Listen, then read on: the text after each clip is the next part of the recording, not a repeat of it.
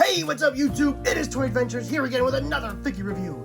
And today we're taking a look at the brand new Jurassic World Rebirth DISTORTUS REX. So guys, this has been the new, it's not even a hybrid, this is just a mutant, a mistake, an accident, whatever you want to call it. This is not made on purpose. This is the DISTORTUS REX.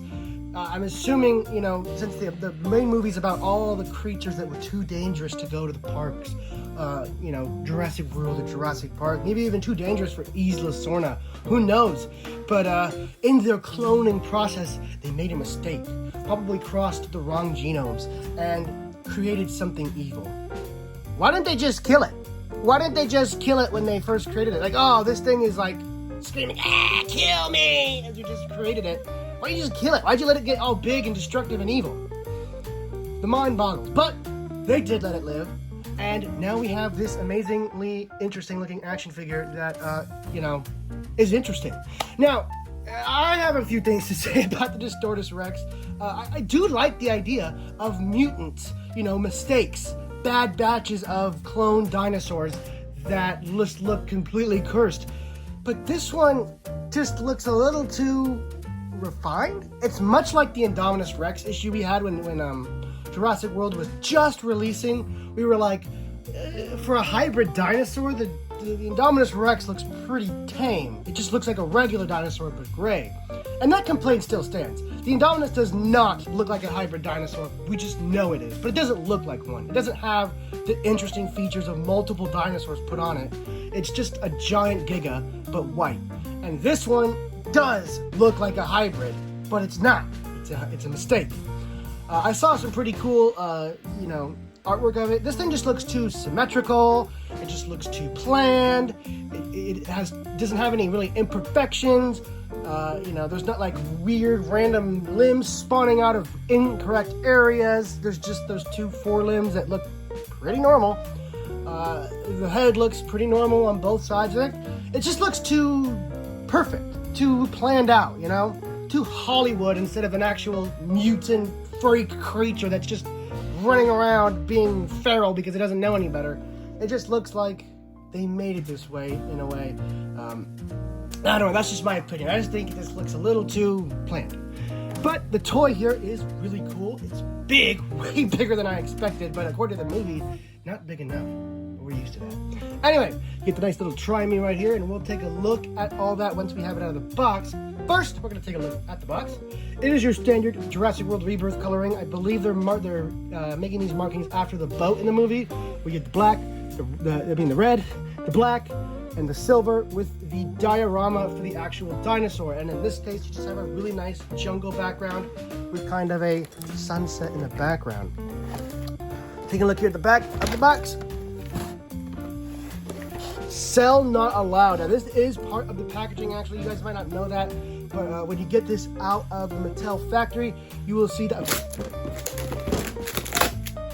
I don't know why that was there. You know, guys, Target was being weird. Oh, it's destroying the packaging. No, guys, not the packaging. I'm not gonna throw this away in 10 minutes.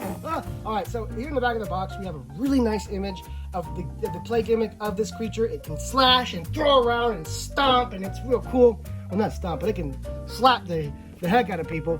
Slash attack, rage and roar. So you get a nice swiping gimmick and your standard move your head down and chomp gimmick, which I always like. It's pretty cool. But yeah, some pretty interesting gimmicks here for this creature that are specific to this creature's abilities. And I always like when they do that. Instead of just giving it a standard gimmick, give it something unique to that species. Anyway, that is really all I have to say about the packaging on this thing. Now let's get on to the actual mutant itself. Alright, so here we have the mutant out of the packaging. And first, let's take a good look at the color scheme here. So, I got to see a nice and close image of the actual renders. I'm sure a lot of you have. And this is fairly okay. I mean, it just kind of showed it to be a giant tannish beige kind of just blob.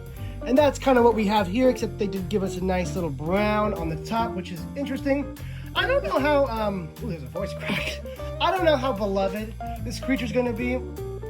I'm just thinking about how the Indominus quickly became one of the most beloved dinosaurs in the JP fandom after being so controversial, and now This one's here, and I just wonder, is this gonna be a gem one day, or just people just gonna forget about the mutant because its design is ugly? We'll just have to see. It's really interesting the legacy these hybrids leave behind. Some of them, like the DISTORTUS Rex, are just forgotten about immediately, and then some of them, like the Indominus and the Indoraptor, are still beloved. In fact, the Indoraptor is a little bit forgotten. Indominus is the one that everyone hangs on to. I wonder if this is going to be this generation's of kids' version of the Indominus, where they're going to find this creature to be beloved. Because I can tell you right now, I don't find this creature very interesting at all.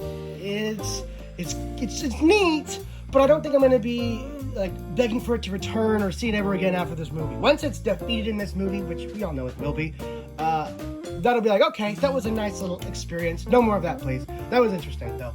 So, for the design, it could be worse, but I do think this is pretty interesting, at least. You do get these really powerful-looking forearms that could do some major damage.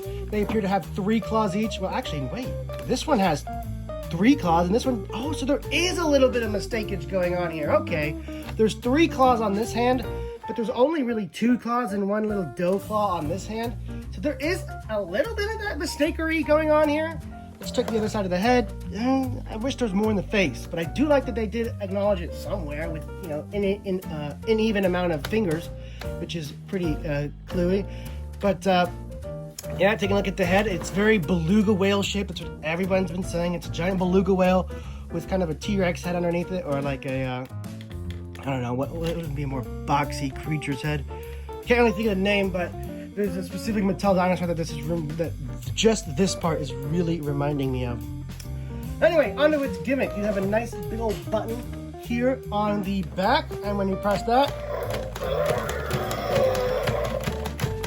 it has a pretty nice chomping gimmick. And just like the epic roaring, you have the head shake, the kind of when it's roaring. It's a really neat feature, but I still can't really get down what it's supposed to be. I mean, is that supposed to be the screen shaking when the dinosaur roars? Is it supposed to be the dinosaur shaking when it roars? Because they never do that in the movie. Typically the screen will shake because the sound decibels hitting the camera. Whereas this thing is just shaking because it has a fever or it's having a seizure. I'm not entirely sure. There was a strange thing in the epic roaring, but I feel like it's even worse here. It just looks like it's having a seizure.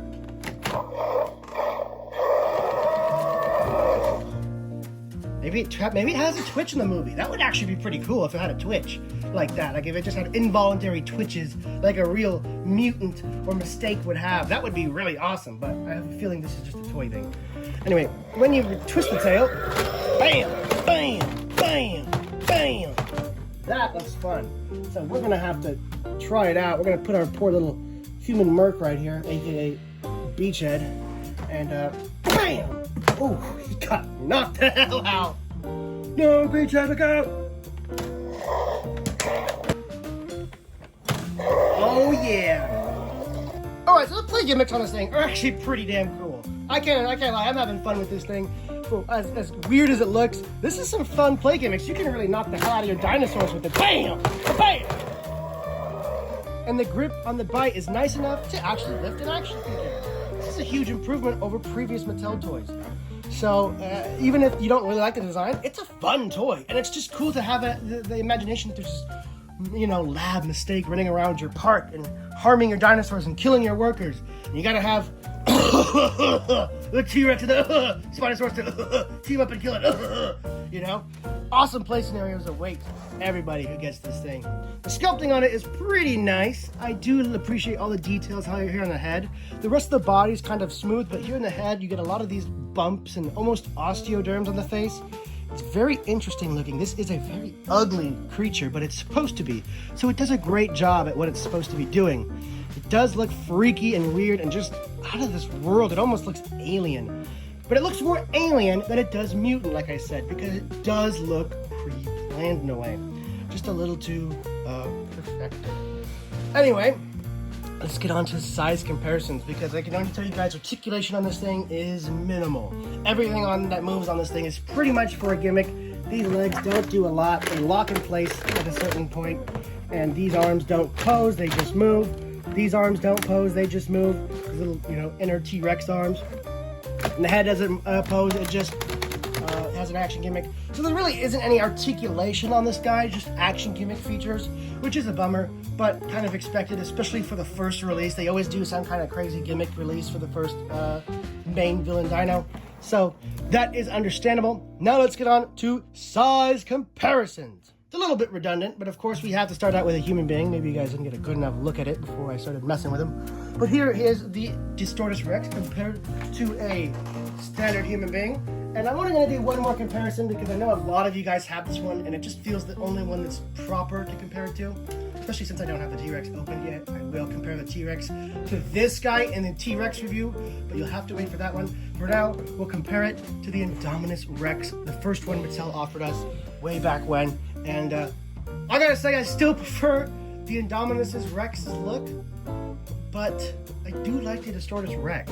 I think the Indominus looks cool. Let's just take these out of a vacuum, and well, I guess saying is put it in a vacuum. Take away the idea that these are hybrids. Just what design looks cooler to you? I'm gonna go with the Indominus because it's more dinosaurian, and I'm used to that. I like that. Whereas this one does look like a cool adversary. You know, it's interesting. It's very interesting. I wouldn't say it's outright as iconic, but it is very interesting, and you know, it makes you think. You know.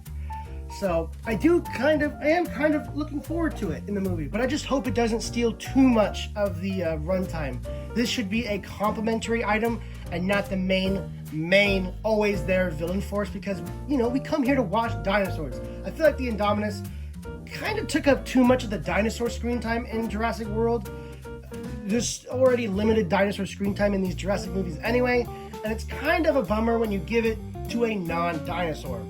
So I hope this thing is used sparingly and interestingly, and we still get at least more scenes of the Spino, the T-Rex, and you know, all the other dinosaurs, the Quetzal. Those are what we're going to the theater for. This is supposed to be the surprise that you're, you know, the bonus you're getting, because it's not really marketed. Well, I guess that's a lie. It is kind of marketed around this guy, but I feel like most of the marketing is going towards the Spinos and the Mosasaurus. So anyway, guys, that has been my review for this thing. I'm gonna go ahead and give this guy a 7 out of 10. It is pretty damn cool as a toy. I can't lie, I was having fun with it. There is its scan feature for you guys. Yeah, 7 out of 10. Really nice. You can pick this guy up at Walmart. I've been trying to find it at Target's, but I don't think Target is carrying it yet. They're probably gonna be pretty late on this one, like they were with a lot of the Indominuses. So go ahead and, you know, check your Targets. Check your Walmarts. I apologize for not being able to do a lot of reviews this week, guys. I should have had this review days ago, but I've just been so damn sick. I got sick right before I was supposed to film a new toy movie, so that one got canned until next week. I got sick right before I was supposed to do all these reviews, so those had to wait until I felt at least a little better. I'm still sick, but at least I had a moment of not being bedridden to be able to bring you guys these reviews. So guys, I hope you guys enjoyed them. Stay tuned for the next one, which will be the Rebirth Tyrannosaurus Rex, and I'll catch you guys in the next one. Peace!